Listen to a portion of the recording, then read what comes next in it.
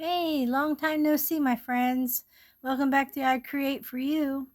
I'm going to do another haunted pet story from the Haunted Pets book, True Ghost Stories by Alan Zula.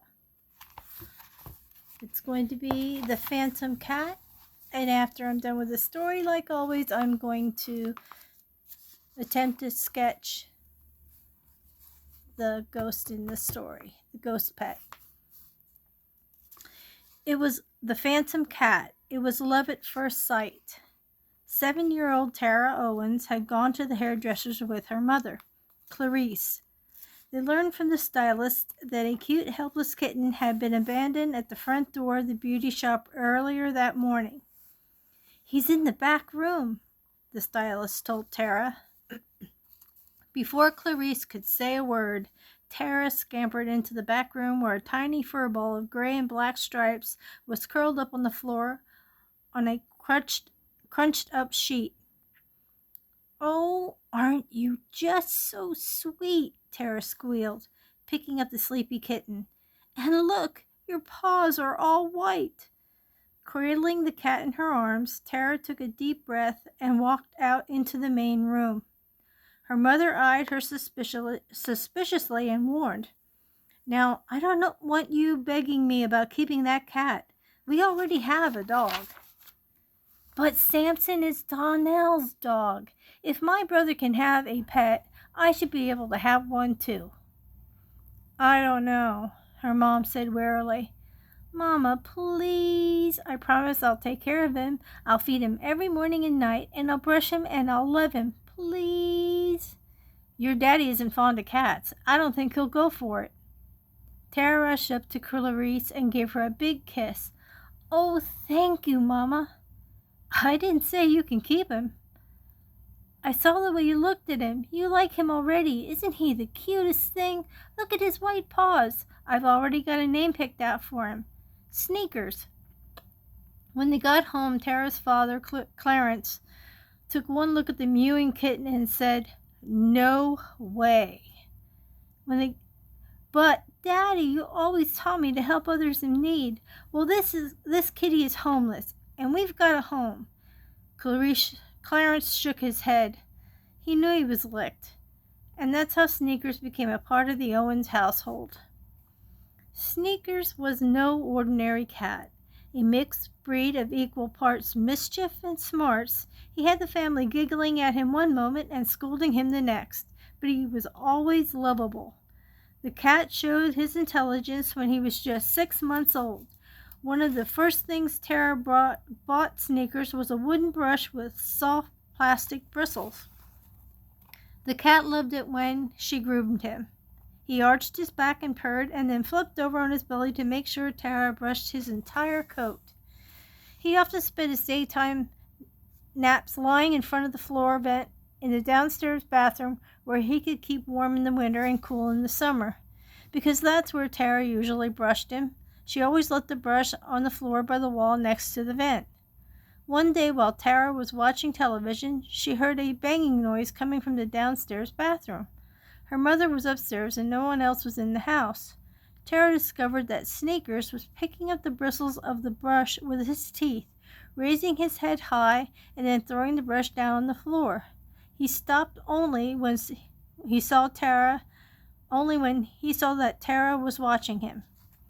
From then on, Sneakers whacked the brush on the bathroom floor whenever he wanted more food, water, treats, or grooming. Sometimes he did it as a reminder to Tara that his litter box needed changing. Sneakers loved to hide, especially in large paper shopping bags from the department store where Tara's mother worked. Whenever he saw an empty bag, his eyes widened in happy anticipation of playing in a new hiding spot. Clarice would place the bag on its side and walk away. Sneakers then would stick his head in the bag before jumping inside and rolling around. One time, Clarice left an empty shopping bag at the top of the stairs. Sneakers immediately dove into the bag and began scratching the sides and thoroughly enjoying his paper hideaway. Meanwhile, Tara was talking on the phone in her bedroom when she heard a muffled yowl, followed by a series of soft thuds When she went to investigate, Tara found the paper bag at the bottom of the stairs and Sneakers staring at it with angry eyes and bent back ears. Sneakers displayed bad eating manners. At the dinner table, he would sit patiently by Tara's feet. Then, after watching his owner take a bite or two, he would spring onto her lap, study her plate, and decide what to taste. In the blink of an eye, his paw would swipe out a French fry or pea or kernel of corn and knock it to the floor.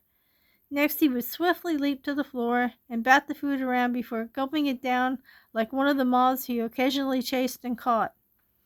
Sneakers couldn't help himself when it came to drinks, either. He had to sample whatever Tara was having. He'd jump on her lap, dip his paw in her glass, and then lick off the drops. It didn't matter if she was having milk, root beer, he wanted a taste. Once satisfied, he'd go on his merry way, often leaving a trail of wet paw prints behind. "That cat doesn't belong near the dinner table," Clarence would growl. "And Tara, don't you go feeding him any table scraps either."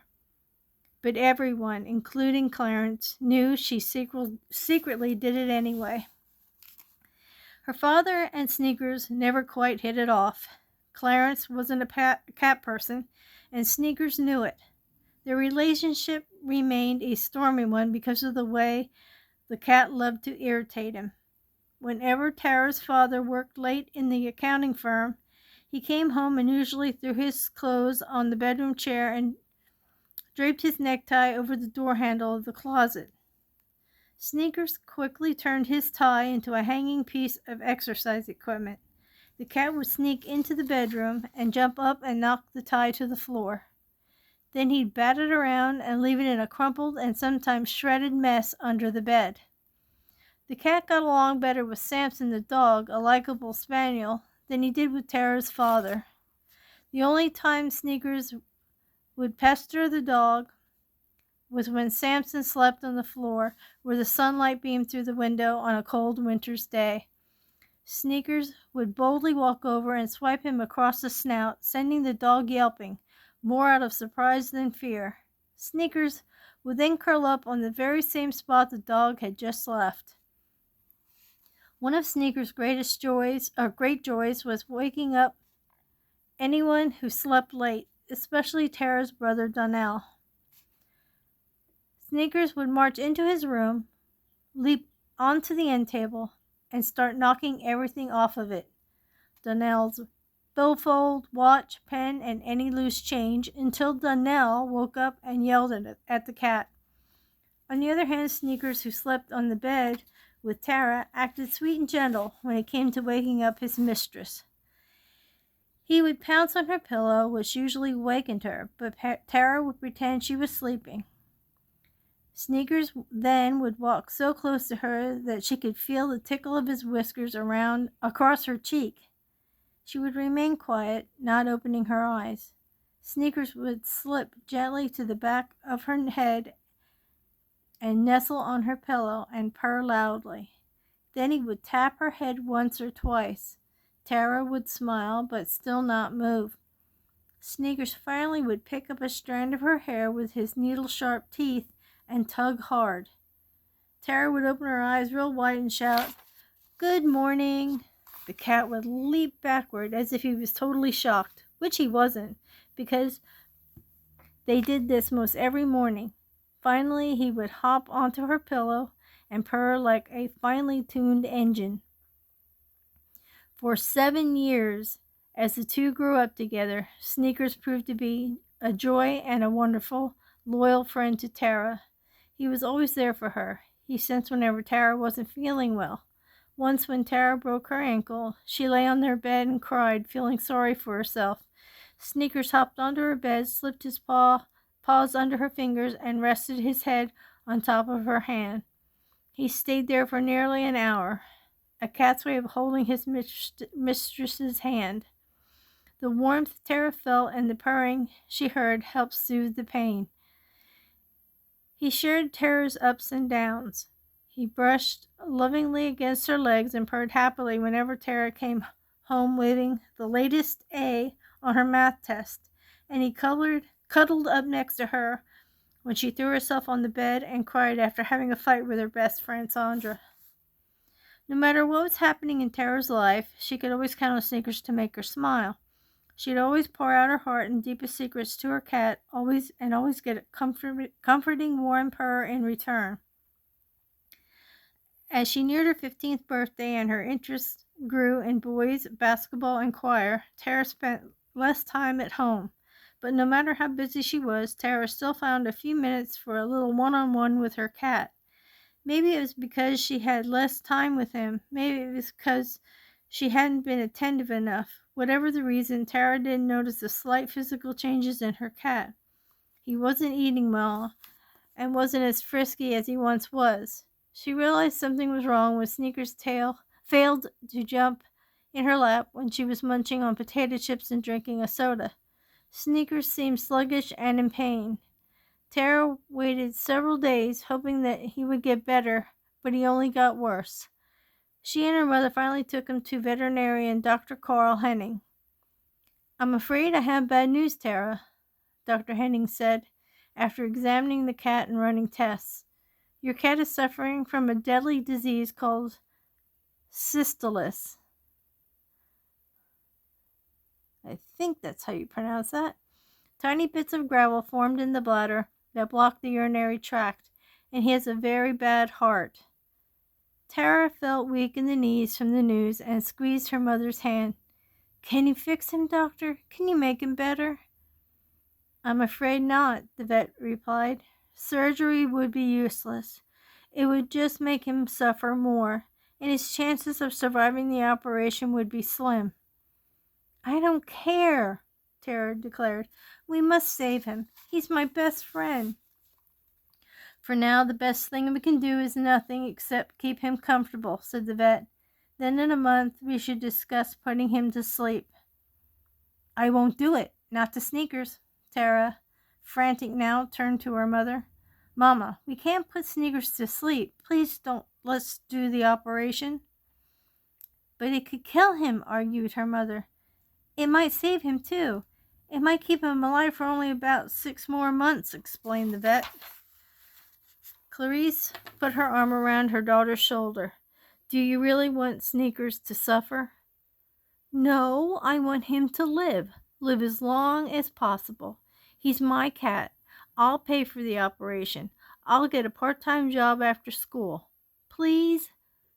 Her mother sighed and turned to the vet. "Well, Dr. Henning, can you perform the operation?" "Yes, as long as you know the risks. He could die on the operating table, and the surgery won't cure him.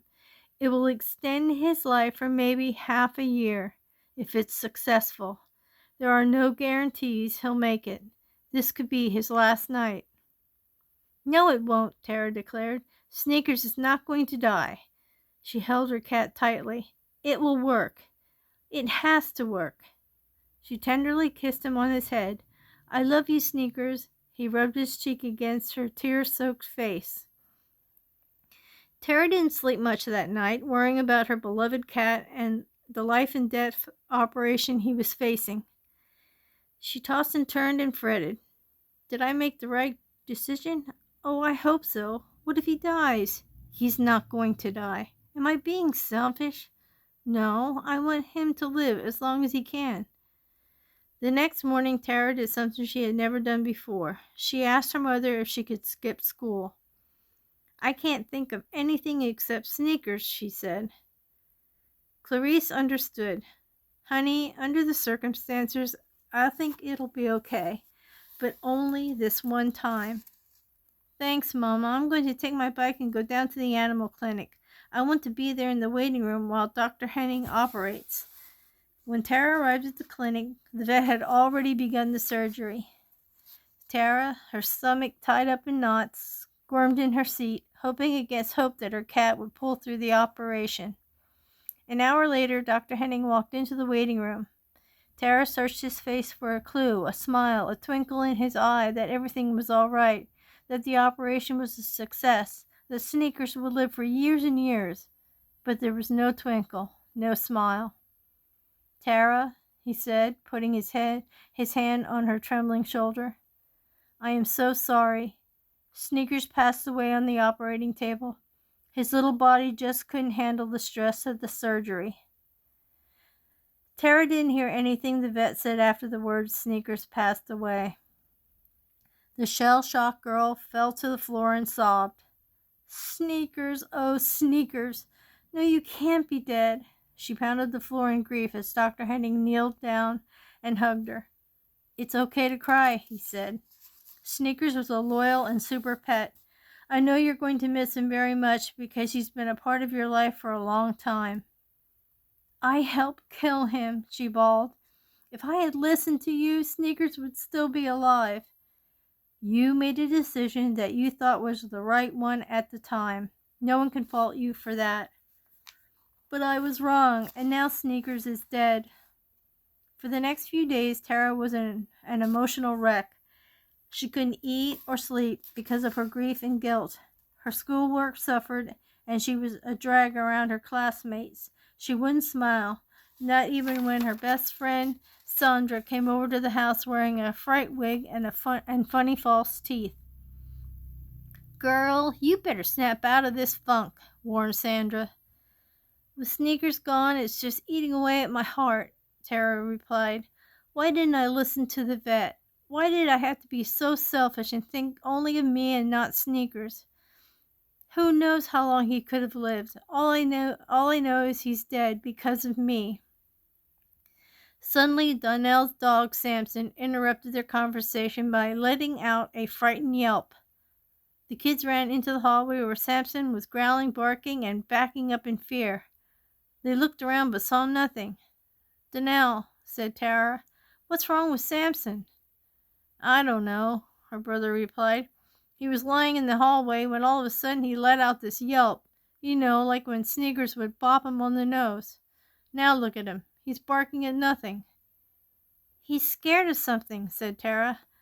The hair on his back is sticking straight up.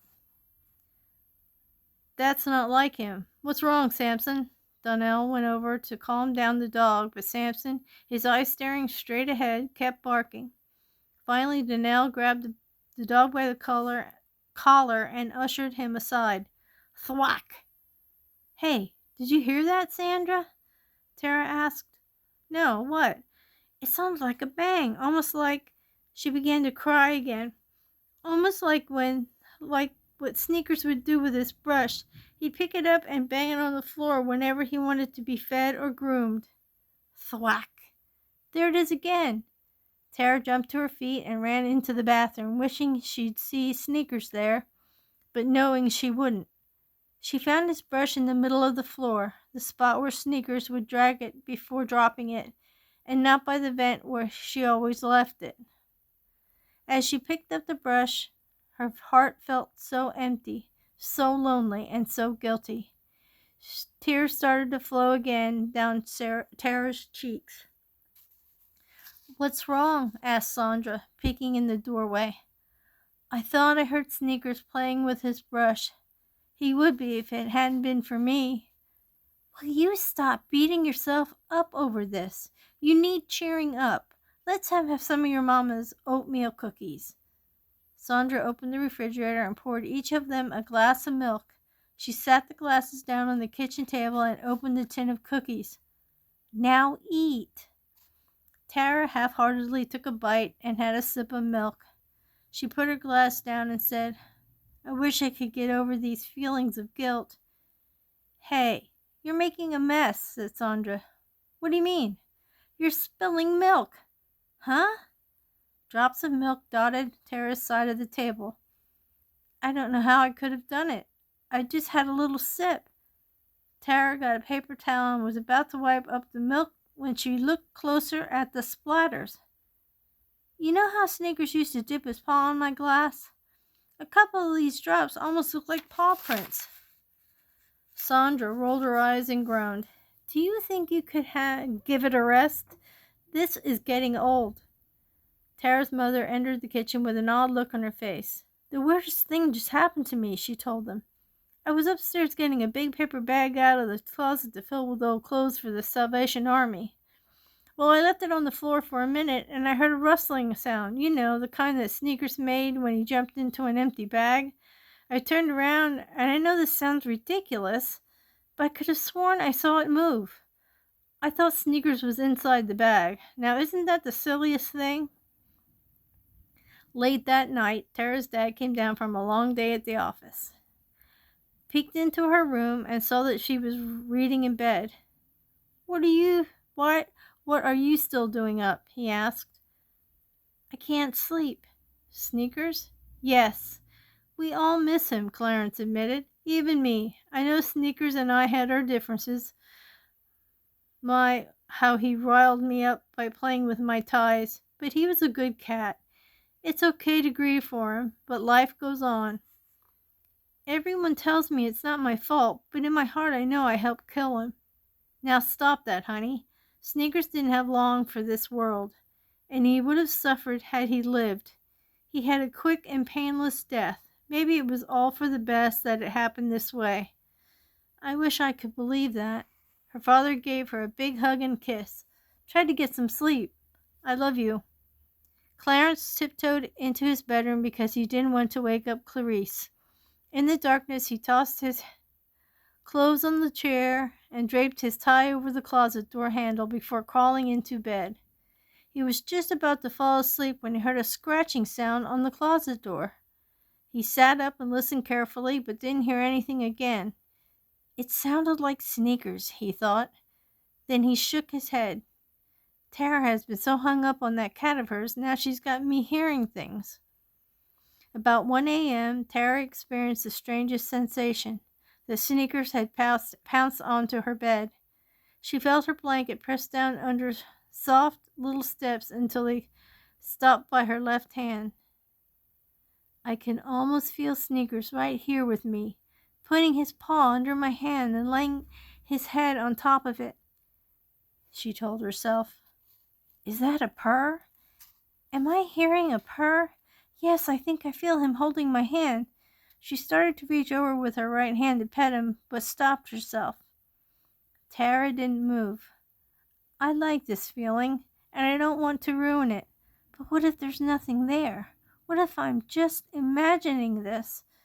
No, it's real. It's Sneaker's spirit. It has to be him. He feels so good, so warm. She lay perfectly still, savoring the feeling and remembering all the good times she had with her cat. Tara still felt sad and missed him terribly, but slowly the feelings of guilt that consumed her heart and soul began to melt away. A smile soon crept across her lips. The next morning, Clarence was getting dressed when he reached for his tie on the closet door handle, but it wasn't there. He looked around on the floor and finally found it, underneath his bed. If I didn't know better, he told himself, I bet that Sneakers came back to pull off another one of his tie tricks. I wonder how it got there. Hey, wait a minute. That scratching sound last night. Could it be? Nah. Across the hall, Tara woke to a little tug of a strand of her hair. She opened her eyes and expected to see Sneakers before reality quickly sunk in. But for the first time since her cat had died, Tara didn't wake up suffering from guilt pangs. In fact, she felt happy and relieved. Tara bounded down the stairs and chirped a cheery "Good morning" to her parents at the kitchen table. It's nice to see you in a good mood for a change, said Clarence. I feel happy, said Tara. That's my girl, Clarice beamed. You know, Clarence said with an embarrassed chuckle, I must miss that darn cat more than I thought. I put my tie on the closet door handle when I went to bed, and as I was falling asleep, I heard a scratching noise. This morning, I found my tie under the bed. How it got there, I don't know. And then I said out loud, Sneakers, have you come back to torment me? Tara's parents laughed. Tara nodded knowingly. Daddy, she said, don't laugh. Sneakers really was here. What are you talking about? Asked Clarice. His spirit came back, she stated flatly. Yesterday I heard his brush drop, and I saw splatters of milk that only he could have made. Mama, you heard an empty paper bag move. And even Samson barked at something no one could see. It had to be Sneaker's ghost. Last night, I felt him jump on my bed and hold my hand. I even heard him purr. Now I know why he returned. He knew that I loved him very much, and he understood that I tried to make the right decision about the operation. He came back to show me that he doesn't blame me for what happened to him, and that I shouldn't feel guilty anymore. And you know what? I don't. A yawning, sleepy-eyed Donnell trudged into the kitchen, scratching his head. Guess how I woke up this morning, he grumbled. I heard all my things fall off the table by my bed. Now, how do you suppose that happened? And that's the end of the story. Oof. Man, these are getting very hard to read because they're just so heartbreaking. And these animals are all so forgiving and so much in love with their owners that they come back to reassure them. So now I'm going to try to draw Sneakers the best that I can, and today I'm a little bit more prepared than I normally am. All my pencils are sharpened. I've got a skinny eraser at this end and at this end, and I've got my electric eraser. I found it, so I got that if I need it. And I got my big regular eraser and my sharpener, and they're all the way from my elbow so I don't knock them all on the floor. And so we'll try this. I am a certified cat mama. We have 5 cats, and we've had so many cats already that have passed, and it's so hard when they go. I mean, they do become part like family. Like family members. I mean, you get accustomed to the things that they do, and sometimes you just take it for granted, go day by day, and then it comes the time when they're no longer there. I guess wasn't last year or the year before last, we lost a kitty that had been with us for, oh my gosh, he was 4.5 years old when we got him, and we got him at a shelter, and we named him Gizmo, and he was a Persian, pure white Persian. I mean, I know that's unbelievable that he was at the shelter, but he got put in there as a stray, so somebody had found him. And he was the most laid back kitty cat. And I'm a person who likes to try to give my pets unique names that you don't normally hear. And so his name was Gizmo because he reminded me of those gremlins in the movie Gremlins. So and Gizmo was such a cutie, and so was our Gizmo. But we used to call him Gizmo, and Gizzy were his nicknames, and he was such a calm cat. I mean, he would just be so laid back, do his own thing. He was just such a pleasure to have. You know how cats are so independent, and they don't normally, how can I put it? They don't normally, like a dog, always have to be around you and stuff like that. I don't know how to explain it, but he had his own personality, and he basically,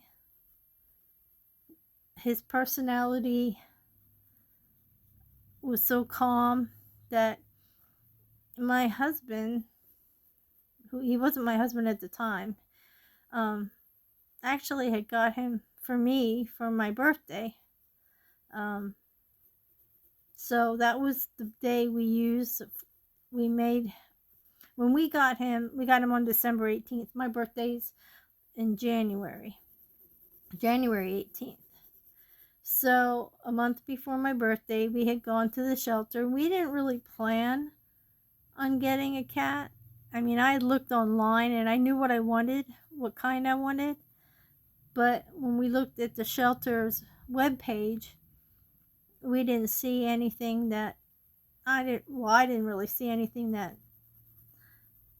jumped out at me as being something that I really would be interested in.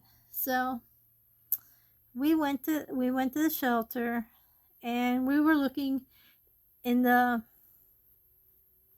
through the glass, well, I should say plexiglass pens that they had. They actually had a pile of cats, and I went down in there and I'm looking, and I didn't see nothing. I saw absolutely nothing I that's sparked me in any way, like, oh, I definitely have to have that cat. That cat definitely has to be mine. Nothing happened, I just wasn't feeling it, and I'm like, nah, I really want a Persian. I really. So we're looking and looking, and all of a sudden, my husband goes, "Hey, what's this cat down here in this last cage?" And I'm looking, because it wasn't, it was far back in the cage. It wasn't to the front of the cage like all the other ones were, trying to poke their paws through and touch you and everything. This one was back, reserved, just hanging out in the back of the cage. So I'm looking, and I can't really see that well in the cage, and I said, I don't know, but it's hairless. I said, I don't want one of those hairless puppies, hairless kittens. I said, I'm really set on a long-haired cat, and to see one that didn't have any hair was really, I'm like, nah, this is not for me. I'm not I'm not one of those people who like those kind of cats, really. I said, they're not, no. And then I'm really looking. I'm like, wait a minute, that is a Persian. And here he was in the back there, and he was a Persian. He was like, when you really looked at him, you could see his face was all mushed in, and oh my God, he was the cutest thing ever. And what's bad is right now I wish I had a picture of him so I could show you. But yeah, he was such a sweetheart. He never really got into any trouble ever. I know that's unbelievable, but it's true. Always had a mind of his own. We left him to do what he felt like he wanted to do. We didn't, force, get up here and get on my lap, none of that stuff. He just came and went. And when he would come over to you, you knew, like he wanted to be petted, or it was all in his own time. It was nothing that, we forced onto him. So we let him be him, do what he wanted, make him feel comfortable. And I didn't feel like stressing him out, because he looked like he'd already been in enough stressful situation, being a stray and then being shaved, because they shaved him because his fur was so matted. So we really didn't get to see what kind of kitty cat he was going to be until his hair grew out. And it turned out that he was white with orange tips on his ears, and like a little orange tip on his nose area, and like around here, I should say, and the tips of his ears. And then I believe he didn't have any in his tail that I remember, but it looked like he was getting along his back. And I'm like, he is so pretty. I mean, my gosh, we lucked out when we got him. And I'm so glad we did. I mean, this cat was just beautiful. And he would have been an expensive cat had we, had gone to a breeder or something and bought him. But he was just so gorgeous. And he was so laid back that I could put a whole, how do you do a harness, I guess it's called. I don't know what you call those.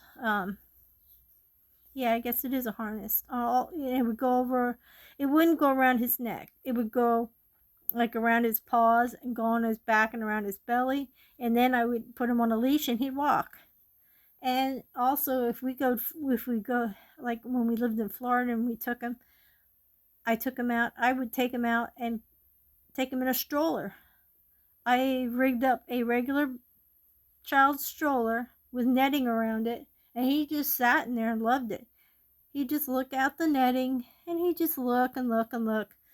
He was just so enamored by what was all around him. And he was a good kitty. He didn't really make any fuss or nothing, and he enjoyed it. He loved going for walks with me, and people loved meeting him. They always would say he's such a pretty cat. And so we had him from 2012 till, well, he actually was, how was 15, I believe, because he was 4.5 years old when we got him already. So, and that was in 2012, and he just passed away. So, yeah, he's still very much missed, because he was just such an enjoyable cat to have. In fact, my husband didn't know he liked cats till we got him. Then it became like, if it wasn't for Gizzy, I wouldn't like cats. And now he's a cat dad, through and through. So, yep. Thanks to Gizzy's personality, his laid backness and everything, and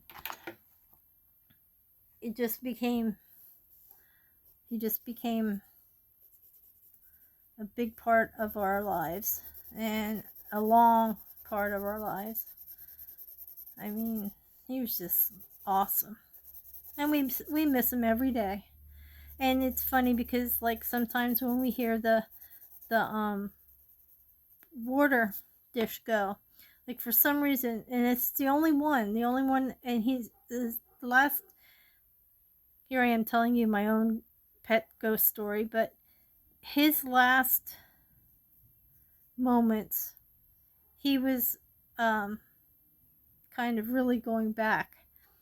He had developed a seizure moment where, like, for some reason, he would have seizures really bad. And we took him to the vet, and the vet told us, oh, it's because of fleas. And it wasn't. I mean, he didn't have any fleas on him. Absolutely no fleas on this cat. And the vet was telling us, oh no, it's because of fleas. He's got fleas, and that's why he's having a reaction to the fleas. It's like, you know how upsetting that is when you know that your pet is not suffering from what they say, but you can't convince them any other way. I mean, like, lady, you could look. He's a pure white cat. Do you see any fleas on him? No. It was nothing. It was just heartbreaking and horrible. It was just a horrible to know that he was suffering like that, and we weren't getting any help. We couldn't get anything for his seizures. So it was like, so he suffered.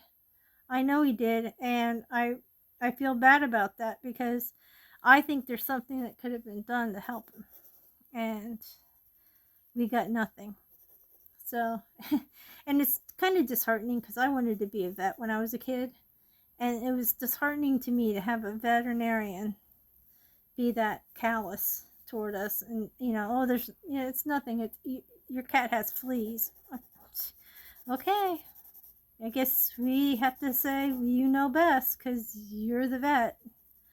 It's just it was just a mess. And like I was saying about this, so these last few moments were really difficult. He got pretty weak. I mean, he would walk and he would sometimes stagger. And it got to the end where I had to help him eat and stuff and drink and go to the litter box. and things like that. I mean, I actually had gotten doggy diapers and used them on him because he was having trouble making it to the litter box. But I would try to get him there the best that I could on a regular basis to help him out and get him in the litter box. And so he was very well taken care of, and I know he knows it and appreciated it. But we had this in our living room. Was he would spend most of his time, he like I'd pick him up at night and we'd cuddle him and stuff like that. I mean, and you'd hear him purr, but he just couldn't do too many things for himself anymore. And I was just so frustrated with the whole veterinary thing that I'm like, I'm just going to keep him comfortable because I know this is going to be his downfall. He's not, and I don't, he never really had any pain or anything like that. He just was, I mean, he just had his own little special bedding, so his special bed that he would sleep in, and we made sure, like if we would be in a room for an extended period of time, he'd be in that room and things like that. And so what happened was, being down here in the living room, that's where he had passed away. And we have a self-water dish in the living room, and it's the weirdest thing, but when he would go to drink, it would make a noise. It would always make a noise when he went over to drink. And do you know that every now and then that waterer will make that noise? Every once in a while, we still hear that noise, and then we'll say, hey, Gizzy. We say hello. Well, that's Giz. Giz must be thirsty, something or other. Because it doesn't really do it when the other cats are drinking. So it's just a weird thing that happens, still happens. And we know maybe it's him. This is, I guess, our way of making peace with his passing, that he still comes to visit. Which is nice. Nice to know that he's at peace. Even though some people in the profession could have been a little more attentive, and I think it was seemed like more of a bother to that veterinarian than it did. And it was somebody here in town, which I'm not gonna, throw stones and whatever you want to call it. But yeah, it was not one of my more pleasant experiences with a veterinarian. And I've had a few, believe me. But yeah, that was our Giz. We tried. And I was like this little girl, like I'm failing him because he's not getting any better, and he wasn't really suffering, but it was just the idea that, I guess you could say he was suffering. I'm in denial or something, but he did still have his seizures. And it was just heartbreaking to know that we go there trying to find him some help, and all we get told is he's got fleas, and we knew he didn't have any. There was no, I don't know what possessed that woman to say something like that, and she didn't really even she didn't really examine him enough to come up with that kind of diagnosis. I just did not understand the concept of that. But hey, it's in the past. He knew he was loved. He knew we tried. And that's all we could do was try. And there's no sense beating yourself up over that. I mean, you know that your cats feel what you give them. Any animal does, actually. Feels how you treat them.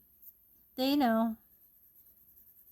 Now the ones we have now, we have,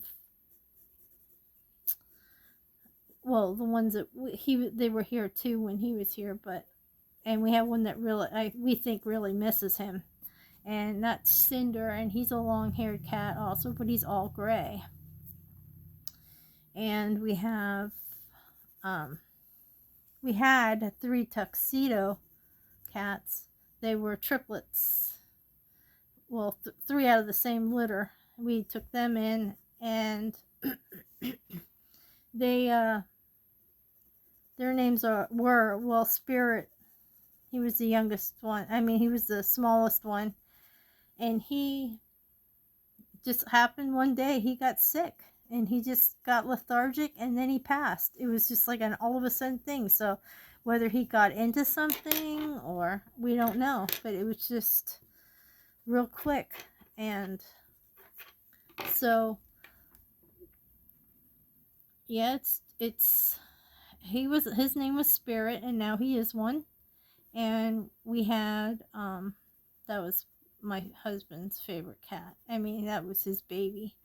And we have Squatch, and we have Stash, because he has like a little bit of a mustache, so we call him Stash Mustache. We have Squatch. Of course, we're Bigfoot fans, so and it wasn't planned, but all 3 cats had their names begin with an S. All those 3 tuxedo cats. Plus we have, let's see, what was the other one's name? I'm drawing a blank on my own cats. Pixie. She was a outdoor cat that was very loving, and my husband just couldn't resist her. And it was pretty